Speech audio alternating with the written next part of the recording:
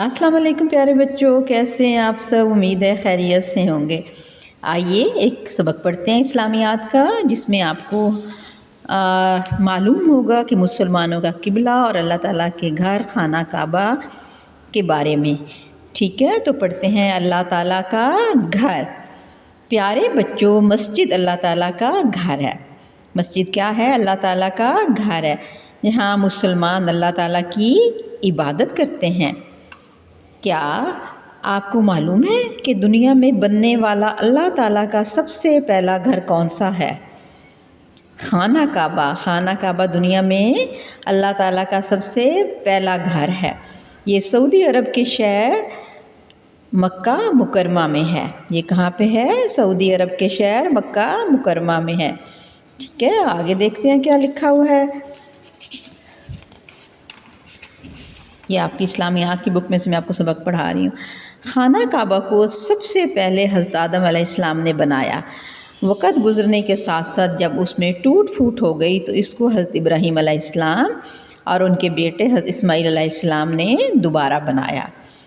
ٹھیک ہے، کس نے دوبارہ بنایا؟ حضرت ابراہیم علیہ السلام اور ان کے بیٹے حضرت اسماعیل علیہ السلام نے۔ خانہ کعبہ کو قبلہ بھی کہتے ہیں۔ دنیا بھر کے مسلمان خانہ کعبہ کی طرف رخ کر کے نماز پڑھتے ہیں۔ یہ تو آپ سب کو پتہ ہے نا کہ ہم خانہ کعبہ کی طرف رخ کر کے نماز پڑھتے ہیں۔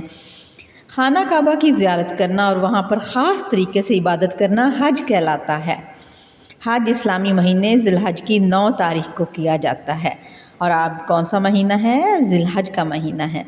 اور ذی الحج کی کون سی تاریخ ہوگی جب حج کیا جائے گا؟ 9 تاریخ کو، یعنی کہ 2 دن بعد۔ حج اسلامی مہینے کی 9 ذی الحج کی 9 تاریخ کو کیا جاتا ہے، اور اس کے اگلے دن 10 ذی الحج کو بقرعید منائی جاتی ہے۔ بقرعید کو اور کیا کہتے ہیں؟ عید الاضحیٰ منائی جاتی ہے۔ اللہ تعالیٰ نے ہر مسلمان مرد اور عورت کو زندگی میں ایک بار حج کرنے کا حکم دیا ہے۔ ٹھیک ہے، تو یہ تھی خانہ کعبہ کے بارے میں معلومات کہ سب سے پہلے حضرت آدم نے خانہ کعبہ کو بنایا، پھر جب وہ وقت گزرنے کے ساتھ ساتھ اس میں ٹوٹ پھوٹ ہو گئی تو اس کو حضرت ابراہیم اور حضرت اسماعیل ان کے بیٹے حضرت اسماعیل نے دوبارہ بنایا۔ ٹھیک ہے، خانہ کعبہ کو قبلہ بھی کہتے ہیں، اور ہم سب خانہ کعبہ کی طرف منہ کر کے نماز پڑھتے ہیں۔ ٹھیک ہو گیا؟ اوکے، اللہ حافظ۔ اللہ حافظ۔